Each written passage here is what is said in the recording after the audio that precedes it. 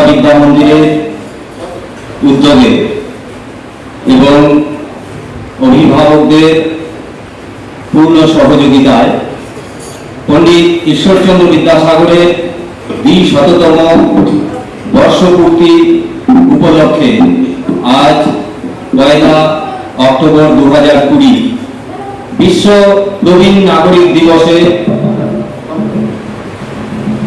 শিশুতীর্থ ও বিদ্যা মন্দিরের পক্ষ থেকে একটি বস্ত্র বিতরণের কার্যক্রম আয়োজিত হয়েছে। আমরা যে সমস্ত অতিথিদের আজকে পেয়েছি শিশুতীর্থ এবং বিদ্যা মন্দিরের পক্ষ থেকে তাদের বরণ করে নেওয়া হচ্ছে। আজকের এই মহতী অনুষ্ঠানে সভানেত্রী হিসাবে উপস্থিত থাকছেন মাননীয়া শ্রীমতী নবমিতা পাল, শিশুতীর্থের অভিভাবিকা, ব্যক্তিগত জীবনে একটি উচ্চ মাধ্যমিক বিদ্যালয়ের শিক্ষিকা। উপস্থিত আছেন সারদা শিশুতীর্থের পরিচালন সমিতির মাননীয় সভাপতি, বিশিষ্ট লেখক ও প্রাবন্ধিক মাননীয় শ্রী সাধন কুমার পাল। উপস্থিত আছেন মাননীয় শ্রী স্বপন সিংহ, সারদা বিদ্যা মন্দির মাথাভাঙা এর পরিচালন সমিতির সহ সভাপতি, ব্যক্তিগত জীবনে নগর টাকালীগঞ্জ উচ্চ মাধ্যমিক বিদ্যালয়ের প্রধান শিক্ষক। শিশুতীর্থ ও বিদ্যা মন্দিরের পক্ষ থেকে সম্মাননীয় অতিথিগণকে বরণ করে নিল। এবারে দীপ প্রজ্বলন ও পুষ্পার্ঘ অর্পণ। মাননীয় অতিথিগণকে দীপ প্রজ্বলনের জন্য আহ্বান জানাচ্ছি।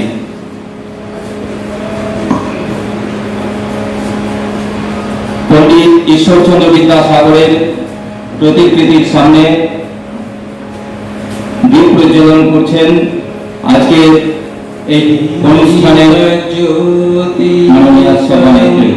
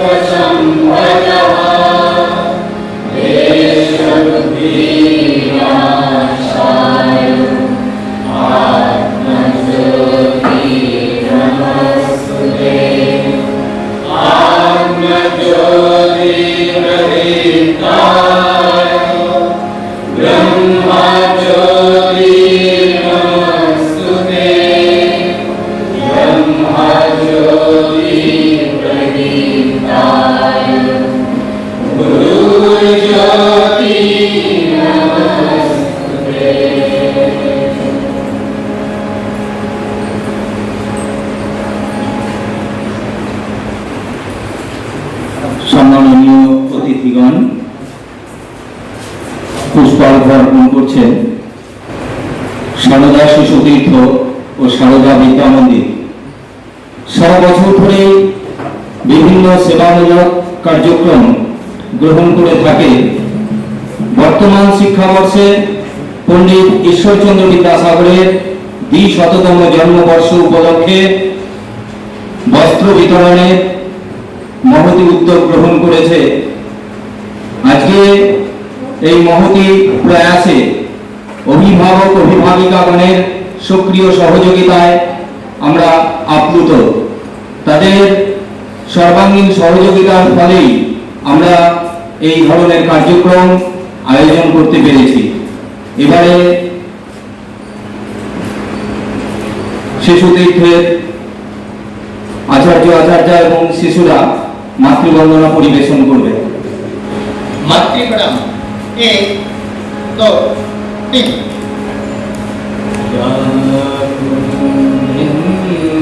तुषार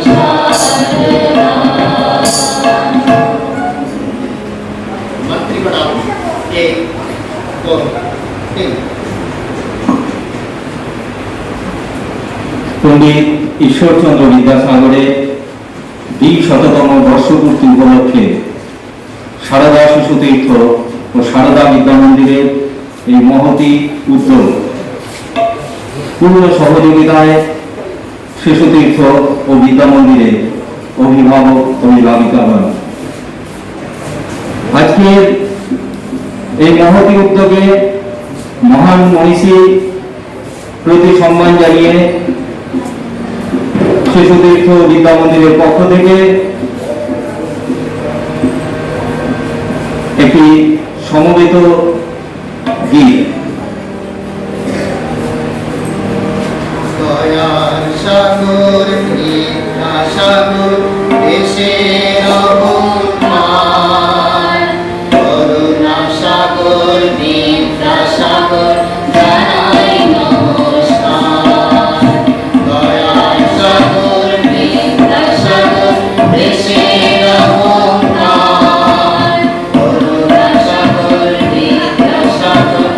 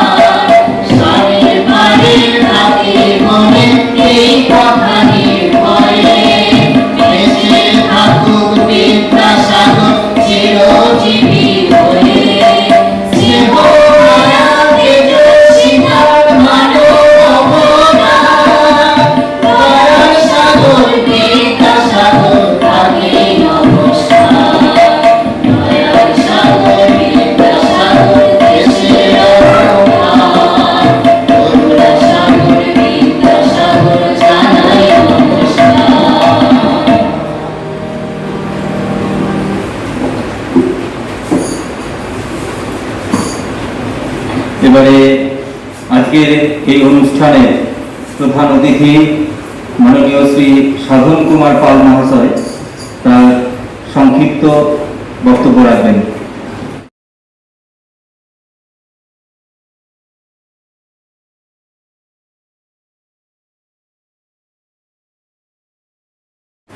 মঞ্চে উপবিষ্ট আজকের অনুষ্ঠানের সভানেত্রী,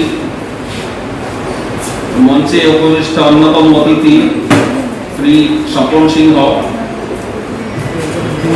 শিশুতীর্থের সম্মাননীয় আচার্যা,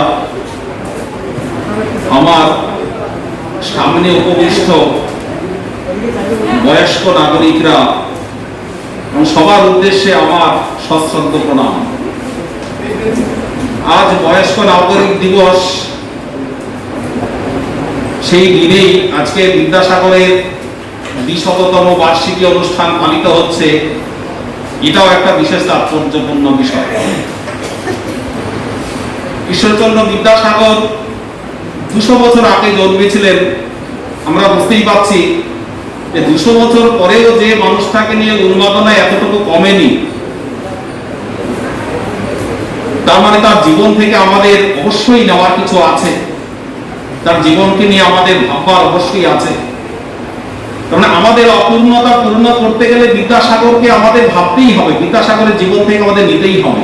একটু আগে আমরা গান শুনলাম, দয়ার সাগর, বিদ্যাসাগর, করুণা সাগর, অর্থাৎ একাধিক সাগরের যে মহাসম্মেলন ঘটেছিল যে মানুষটার মধ্যে, আর সেজন্যই আমরা ২০০ বছর পরেও তাকে আমরা স্মরণ করছি সশ্রদ্ধ চিত্তে। অত্যন্ত দরিদ্র ব্রাহ্মণ বংশে জন্মেছিলেন, কঠোর সংগ্রামের মধ্য দিয়ে নিজেকে তৈরি করেছিলেন, আমরা সেসব ইতিহাস জানি। ছাত্র জীবনে বিদ্যাসাগর উপাধি অর্জন করেছিলেন। এরপরে কর্মজীবনে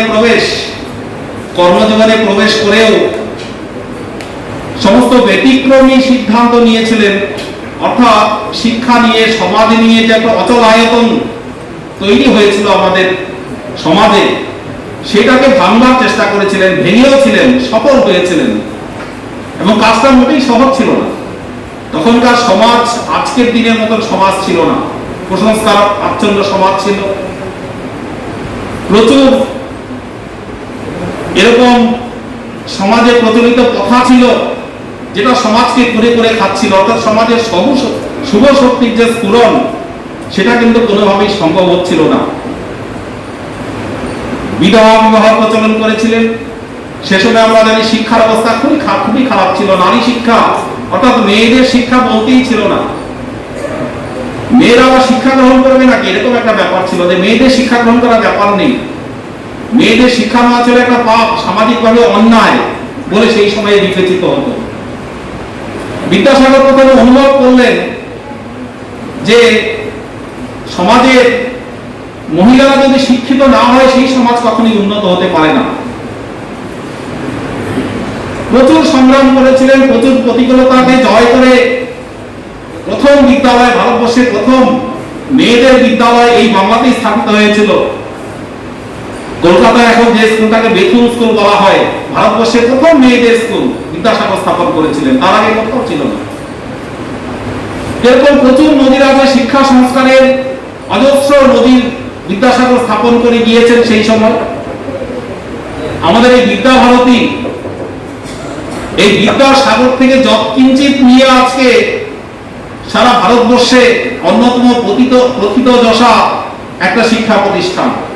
কি নিয়েছে বিদ্যাভারতী? বিদ্যাসাগরের সেই সাগর থেকে সংস্কৃত শিক্ষার সাথে যে আধুনিক বিজ্ঞান, আধুনিক শিক্ষাও যে দেওয়া যায়, এবং সেটাই যে যুগোপযোগী, সেটাই যে ভারতবর্ষের জন্য প্রয়োজনীয়, এটা ঈশ্বরচন্দ্র বিদ্যাসাগর প্রথম দেখিয়েছিলেন। বিদ্যাভারতী সেই পথ অনুসরণ করে সারা ভারতবর্ষ ধরে এই সংস্কৃত শিক্ষার সাথে আধুনিক বিজ্ঞান, আধুনিক শিক্ষা, সারা পৃথিবীতে যে শিক্ষা চলছে, অর্থাৎ সর্বশেষ শিক্ষার পরিবর্তন, শিক্ষা সংস্কার, সেগুলো কিন্তু ধরে রেখেছে। এই চলমান প্রক্রিয়া একমাত্র আমার মনে হয় প্রতিষ্ঠান বিদ্যাভারতী, যারা কিনা এটাকে ধরে রেখেছে। আজকে নারী শিক্ষার ক্ষেত্রেও, নারীদের ক্ষমতায়নের ক্ষেত্রেও বিদ্যাভারতী উল্লেখযোগ্য দৃষ্টান্ত স্থাপন করেছে। আমরা জানি শিশুদিকতে মাতৃ সম্মেলন হয় প্রতি বছর, এখানকার মায়েদের যথেষ্ট গুরুত্ব দেওয়া হয়। তার মানে নারী ক্ষমতায়নের দিক থেকে, সত্যি ক্ষমতায়নের দিক থেকে বিদ্যাভারতীর এটা একটা অনন্য নজির। এটা কিন্তু ভারতবর্ষে আর কোনো শিক্ষা প্রতিষ্ঠান, শিক্ষা সংস্থান দেখাতে পারেনি। শিক্ষার ক্ষেত্রেও যে শিক্ষা কেমন হবে, শিক্ষা কেমন হওয়া উচিত, মানুষ তৈরি শিক্ষা, এটা বিদ্যাসাগর প্রথম দেখিয়েছিলেন। যে শিক্ষা মানে শুধু ইংরেজি শিক্ষা, ইংরেজি দাসত্ব করার জন্য নয়, শিক্ষা মানে মনুষ্যত্বের বিকাশ, শিক্ষা মানে সমাজের জন্য শিক্ষা, শিক্ষা মানে জীবনের জন্য শিক্ষা। বিদ্যাসাগরের এই দেখানো পথ বিদ্যাভারতী নিজের করে নিয়েছে, আপন করে নিয়েছে। অর্থাৎ বিদ্যাসাগর থেকে যত কিঞ্চিত নিয়ে আজকে বিদ্যাভারতী সারা ভারতবর্ষে 1 নম্বর শিক্ষা প্রতিষ্ঠানে পরিণত হয়েছে। আজকের এই উদ্যোগ সেই সাগরেরই আরেকটা অংশ, দয়ার সাগর থেকে কিছুটা অংশ বিদ্যাভারতী নেওয়ার চেষ্টা করছে সারা ভারতবর্ষ জুড়ে। এই যে প্রথম বস্ত্র বিতরণ হচ্ছে, বিষয়টা এরকম নয়, সারা ভারতবর্ষ জুড়ে নানান ধরনের কর্মসূচি হতে থাকে। শুধু সেই কোনো বিজ্ঞান হলে হবে না, বড় কোয়ালিফাইড হয়ে গেলাম, প্রচুর পড়াশোনা, প্রচুর কোয়ালিফিকেশন, প্রচুর ডিগ্রি, অনেক কিছু জানি, সমাজের জন্য কিছু করলাম না, ওই রকম শুক্র বিদ্যাসাগর হয়ে হয় না। আমরা গান শুনলাম, গানে বলা হচ্ছিল করুণার সাগর, দয়ার সাগর। বিদ্যাসাগরের সারা জীবন ধরে ছড়িয়ে আছে অজস্র নজির। নিজের বিদ্যা শিক্ষা, নিজের কর্ম প্রচেষ্টা সবকিছু সমাজের জন্য উনি দিয়েছেন, সমর্পণ করেছেন সমাজের জন্য। বিদ্যাসাগরের জীবনের এরকম প্রচুর ঘটনা আছে যে দুই একটা না বললে আমরা ঠিক বুঝতে পারবো না যে ওনাকে কেন দয়ার সাগর বলা হয়। একটা ছোট্ট ঘটনা আমি বলছি, বিদ্যাসাগরের জীবনে প্রচুর ঘটনা আছে, বললে শেষ হবে না। প্রত্যেকটা ঘটনা থেকে আমরা কিছু না কিছু জীবনের শিক্ষা নিতে পারি। বিদ্যাসাগরের একটা পারিবারিক ঝামেলা হয়েছিল। পারিবারিক ঝামেলা বলতে ওনার যে পৈতৃক সম্পত্তি সেগুলো ভাগ করার ব্যাপার ছিল। বাবা ঠাকুরদাস বন্দ্যোপাধ্যায় বলছিলেন যে যা পৈতৃক সম্পত্তি আছে 4 ভাইয়ের মধ্যে ভাগ করে দিয়ে দেব। বিদ্যাসাগর বলছিলেন যে আমার কিছু লাগবে না, তুমি ভাইদের দিয়ে দাও। তারা বলছিলেন যে না, আমার সম্পত্তি, পৈতৃক সম্পত্তি কিছুটা অংশ তোর প্রাপ্য আছে, তুই অবশ্যই নিবি। শেষে বলছিলেন যে ঠিক আছে, আমাকে যদি দিতেই হয় তাহলে ছোটবেলায় একটা গাছের সাথে বিদ্যাসাগরের খুব বন্ধুত্ব ছিল। একটা বট গাছ ছিল বিদ্যাসাগরের বাড়ির পাশে, ওটাকে খুব পরিচর্যা করতো ছোটবেলা থেকে, তার সাথে খুব বন্ধুত্ব ছিল গাছের সাথে। তো বলছিল আমাকে ওই বট গাছটাই তাহলে দিয়ে দাও। তখন বাবা সেই বট গাছটা বিদ্যাসাগরকে দিয়েছিল। কলকাতায় থাকতেন, কিছুদিন বাদে এক উকিল নোটিশ পান। উকিল নোটিশটা পাওয়ার পর দেখছেন যে ভাই, ছোট ভাই মামলা করেছে। কি মামলা করেছে? গাছের চারদিকে জমি হচ্ছে ভাইয়ের, মাঝখানে বিদ্যাসাগরের গাছ, বট গাছ। তো বলছে এই জমি তো চারদিকে আমার, সুতরাং আমার জমি ছাড়া তো গাছের কাছে পৌঁছানো সম্ভব না, সুতরাং গাছটাও আমার। ভাই মামলা করেছে। মামলার নোটিশ পেয়ে কিন্তু বিদ্যাসাগর বলছে যে এই যে আমি ভাইদের দিতে বললাম, ভাইরা তো এর কোনো মূল্য বুঝলো না, সুতরাং আমার লড়াইটা আমাকে লড়তে হবে। এইবার কিন্তু আর দয়া নয়, এইবার সত্যকে প্রতিষ্ঠা করতে হবে। বিদ্যাসাগর মামলা করলেন, মামলার তারিখ ঘোষণা হয়ে গেল। যেদিন রায় ঘোষণা হবে সেদিন বিদ্যাসাগরকে উপস্থিত থাকতে হবে সশরীরে। বেশ কয়েক বছর ধরে মামলা চলছে। বিদ্যাসাগর কলকাতা থেকে রওনা দিয়েছেন, আদালতে উপস্থিত হবেন। সেই সময় দেখলো যে একজন ডায়রিয়াতে আক্রান্ত, মানে কলেরাতে আক্রান্ত, সে রাস্তায় পড়ে আছে, সারা শরীরে মল লেগে আছে। আমরা জানি যে ডায়রিয়া আক্রান্ত হলে কিরকম, সে বমি করছে, সারা শরীরে মল লেগে আছে, সেই নোংরা তার আশপাশ দিয়ে কেউ যাচ্ছে না, তাকে সবাই এড়িয়ে যাচ্ছে। বিদ্যাসাগর আদালতে যাওয়ার সময় ওই দৃশ্য দেখলেন। উনি দৃশ্য দেখে তাকে কোলে তুলে নিলেন, ওই অবস্থায় কোলে তুলে নিয়ে তাকে হাসপাতালে গেলেন। আদালতে হাজিরা দেওয়া হলো না। প্রথম দিন হাজিরা মিস হয়ে গেল। বিদ্যাসাগরের উকিল বাবু জজকে বললেন যে আমার মক্কেল কিন্তু আসতে পারলো না। কেন আসতে পারলো না? তার কারণ হচ্ছে এটা। সেই শুনে জজ সাহেব তখন রায় দিলেন, সেই রায়টা গিয়েছিল বিদ্যাসাগরের পক্ষে, যে ভাইয়ের জমি ঠিক আছে, সেই গাছের কাছে পৌঁছানোর জন্য রাস্তা দিতে হবে, সেই রাস্তা দেওয়ার রাস্তার জন্য প্রয়োজনীয় জায়গা সেটা দিতে ভাই বাধ্য থাকবে, এরকম একটা রায় কিন্তু সেদিন জজ সাহেব দিয়েছিলেন। এরকম ছিলেন বিদ্যাসাগর। প্রচুর নজির আছে। গ্রামে এসছেন, দেখেন মা শুয়ে আছে শীতের দিন, ছেঁড়া কম্বল, শীতে কাঁপছেন, এরকম এত ঠান্ডা, একটা ছেঁড়া কম্বল গায়ে দিয়ে মা শুয়ে আছেন। মা বলছে, মায়ের পরিস্থিতি দেখে বিদ্যাসাগর বলছে, মা তোমার তো ঠান্ডা লাগছে, তোমার তো আরো কম্বল চাই শীত নিবারণের জন্য। মা তখন উঠে বলছে, হ্যাঁ আমার তো কম্বল চাই, আমার কিন্তু একটা কম্বলে হবে না, আমার অনেকগুলো কম্বল চাই, আমার প্রচন্ড শীত জানিস। তোমার কত কম্বল চাই? বলছে আমার 1000 কম্বল চাই। 1000 কম্বল? হ্যাঁ 1000 কম্বল। এই যে আমাকে দেখছি শীতে আমি কাঁপছি, এই গ্রামের সমস্ত গরিব মানুষ তাদের একই পরিস্থিতি। সুতরাং আমাকে একা কম্বল দিলে হবে না, আমার গয়নাগাটি দরকার নেই, তুই চাকরি পাওয়ার পর আমি গয়নাগাটি বানিয়ে দিসনি, সুতরাং আমাকে এই কম্বল যদি দিস সেটাই বুঝবো যে তুই আমাকে গয়না বানিয়ে দিয়েছিস। এই ছিলেন বিদ্যাসাগরের মা। প্রচুর ঘটনা আছে আমার জীবনে। এই যে আমরা দয়ার সাগর, করুণা সাগর বললাম, বিভিন্ন সময় যে দুর্ভিক্ষ হতো, উনি নিজের রোজগারের পয়সা দিয়ে উনি এরকম মানুষকে খাওয়াতেন, শয়ে শয়ে মানুষকে খাওয়াতেন, খিচুড়ি রান্না করে এরকম খাওয়াতেন। কিছু মানুষ আছে যারা একটু সম্পন্ন মানুষ, অভাবগ্রস্ত, ওই লাইনে বসে খিচুড়ি খেতে লজ্জা পেত।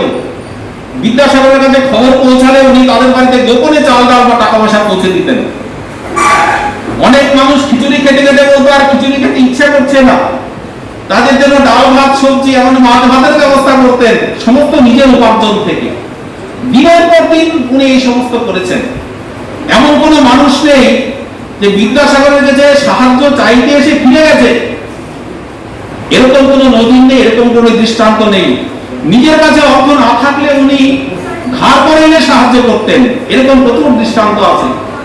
মাইকেল মধুসূদন দত্তের ঘটনা আমরা জানি। মাইকেল মধুসূদন দত্ত জীবনে একবার অত্যন্ত সংকটে পড়েছিলেন। বাংলার সমস্ত বুদ্ধিজীবী সমাজ জানতো, তারা হাসছিলেন মাইকেল মধুসূদন দত্তের অবস্থা দেখে, কিন্তু বিদ্যাসাগর হাসেননি। উনি একজনের কাছ থেকে অর্থ ধার করে মাইকেল মধুসূদন দত্তকে সেই বিপদ থেকে উদ্ধার করেছিলেন। প্রচুর নজির আছে।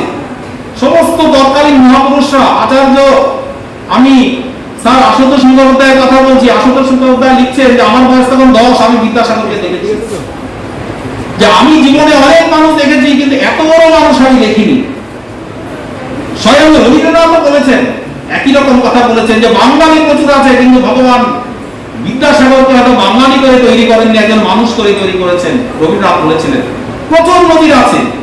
আমরা 200 বছর পরে স্মরণ করছি, উনার জীবনে এত অর্জন ছিল যে আমরা সেটা নিয়ে শেষ করতে পারবো না, সাগর থেকে নিয়ে শেষ করা যায় না। শুধু সাগরকে তাকিয়ে দেখতে হয়, অনুভব করতে হয়, তার অনুধ্যান করতে হয়। আমরা বিদ্যাভারতীর তরফ থেকে সেই বিদ্যাসাগরের অনুধ্যান করছি, আমরা দয়ার সাগরের অনুধ্যান করছি, করুণার সাগরের অনুধ্যান করছি, এবং সেই সাগরের যত কিঞ্চিত যদি আমাদের মধ্যে প্রবেশ করে আমরা মনে করি আমাদের প্রতিষ্ঠান সার্থক, আমাদের জীবন সার্থক। এইটুকুন বলেই সবাইকে নমস্কার প্রণাম জানিয়ে আমি আমার সংক্ষিপ্ত বক্তব্য শেষ করছি। সম্মানীয় প্রধান অতিথি মহোদয় তার মূল্যবান বক্তব্য রাখলেন। এবার একটি সেবা গীত পরিবেশিত হবে। সংস্কার ভারতী মাথা ভাঙা এবার একটি সেবা গীত পরিবেশন করবে। সারদা শিশু তীর্থ ও সারদা বিদ্যা মন্দিরের ব্যবস্থাপনায় এবং অভিভাবকগণের পূর্ণ সহযোগিতায় বিদ্যাসাগরের ২০০তম জন্মবর্ষ পূর্তি উপলক্ষে বস্ত্র বিতরণ শিবিরের আয়োজন করা হয়েছে। আমরা দুস্থ বয়স্ক নাগরিকদের হাতে নতুন বস্ত্র তুলে দেওয়ার একটা প্রয়াস রেখেছি মাত্র। সারা বছর ধরেই বিভিন্ন সেবা কাজ তথা জনসচেতনতামূলক কর্মকাণ্ড আমরা গ্রহণ করে থাকি। এবছর বিদ্যাসাগরের 200তম জন্মবর্ষ পূর্তি উপলক্ষে আমরা বয়স্ক দুস্থ নাগরিকদের হাতে নতুন বস্ত্র তুলে দেওয়ার একটি কার্যক্রম গ্রহণ করেছি। এই কার্যক্রমে শিশুতীর্থ ও বিদ্যা মন্দিরের অভিভাবক অভিভাবিকাগণ পূর্ণ সহযোগিতা করেছেন। তাদের সহযোগিতার ফলেই আমরা এই মহতি উদ্যোগে সচেষ্ট হয়েছি। পরে একটি সেবা গীত পরিবেশন করবে সংস্কার ভারতী মাথাভাঙা শাখা।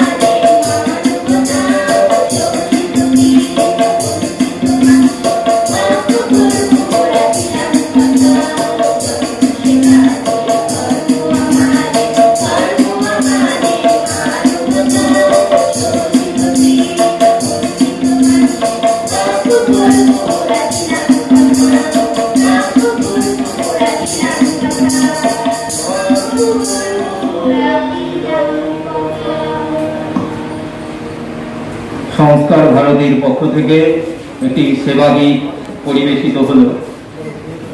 আমরা কিছুক্ষণের মধ্যেই বস্ত্র বিতরণের কার্যক্রমে পৌঁছে যাব।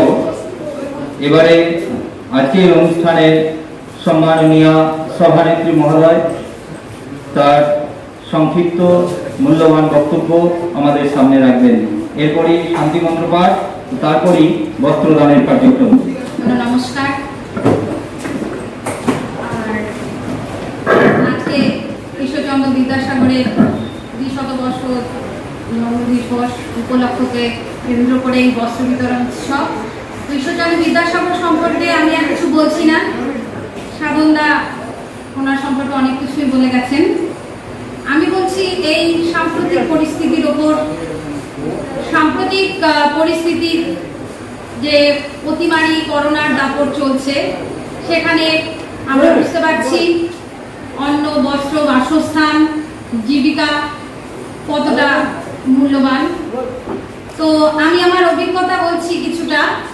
যখন আমি সারদা বিদ্যা মন্দির শিশুতীর্থ এই প্রস্তাবটা পাই যে এখানে বস্ত্র বিতরণ উৎসব অনুষ্ঠান করার একটা পরিকল্পনা চলছে, তো সেই দিন আমার নিজেকে খুব ধন্য মনে হচ্ছিল যে যেটুকুই পারি না কেন, মানুষের জন্য যদি অল্প কিছুও দিতে পারি তবে নিজেকে ধন্য বলে মনে করি। এইটুকু কিছুই না, মানুষের জন্য এই যৎসামান্য কিছুটা দেওয়া পরিপূর্ণতা লাভ করবে না ঠিকই, তবুও যতটুকু পারলাম দেওয়ার চেষ্টা করলাম। তো আমি এইটুকু বলে যাই শেষে যে খুব ভালো উদ্যোগ বিদ্যা মন্দির, সারদা শিশু তীর্থের দাদামণি এবং যারা রয়েছেন দিদিমণি দাদামণিরা। আমি বলে যাচ্ছি এরকম উদ্যোগ যেন আরো হয় এবং প্রতিটা উদ্যোগে আমি যতটুকু সম্ভব যা পারবো আমি সবসময় সাথে থাকার চেষ্টা করব। এটুকু বলেই শেষ করছি, রাখছি। নমস্কার। সম্মাননীয় প্রধান সভানেত্রী মহোদয়া আমাদের অভয় দিলেন। আমরা সভানেত্রী মহোদয়াকে শিশুতীর্থ বিদ্যা মন্দিরের পক্ষ থেকে ধন্যবাদ জ্ঞাপন করছি। এবারে শান্তি মন্ত্র পাঠ হবে, তারপরেই আমরা বস্ত্র বিতরণের কার্যক্রমে যাব। सर्वे भवन्तु सुखिनः, सर्वे भवन्तु सुखिनः, सर्वे सन्तु निरामया, सर्वे भद्राणि पश्यन्तु, मा कश्चित् दुःखभाग् भवेत्। ॐ शान्ति शान्ति शान्तिः।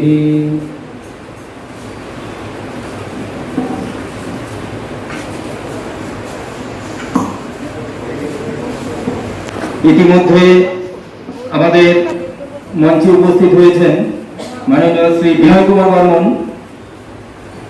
সারদা শিশু তীর্থের পরিচালন সমিতির কোষাধ্যক্ষের দায়িত্বে আছেন, তিনি আমাদের মধ্যে উপস্থিত হয়েছেন। এবারে আমরা বস্ত্র বিতরণের কার্যক্রম শুরু করব। পদ্ধতিটা বলে দিচ্ছি, যারা যেখানে বসে আছেন তারা উঠবেন না, দাদামণি আপনাদের ওখান থেকে তুলে নিয়ে আসবেন।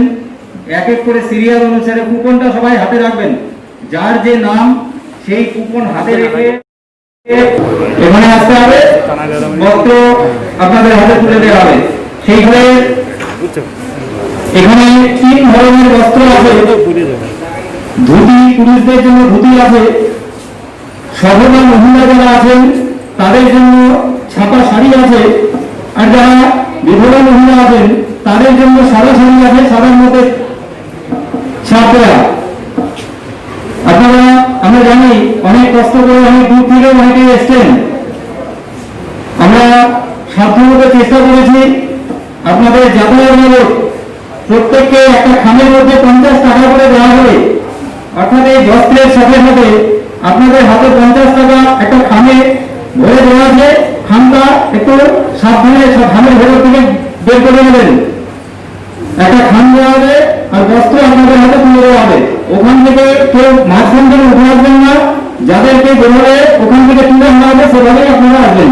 অতিথিগণ আপনাদের প্রতীকী হিসাবে কয়েকজনের হাতে বস্ত্র তুলে দেবেন।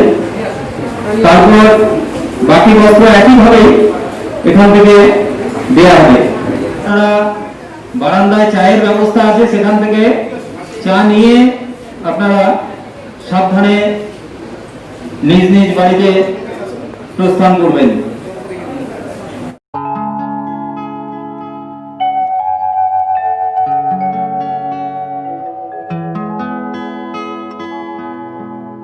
মানুষ মানুষের জন্যে, জীবন জীবনের জন্যে একটু সহানুভূতি কি মানুষ পেতে পারে না ও বন্ধু? মানুষ মানুষের জন্যে, জীবন জীবনের জন্যে একটু সহানুভূতি কি মানুষ পেতে পারে না ও বন্ধু? মানুষ মানুষের জন্যে।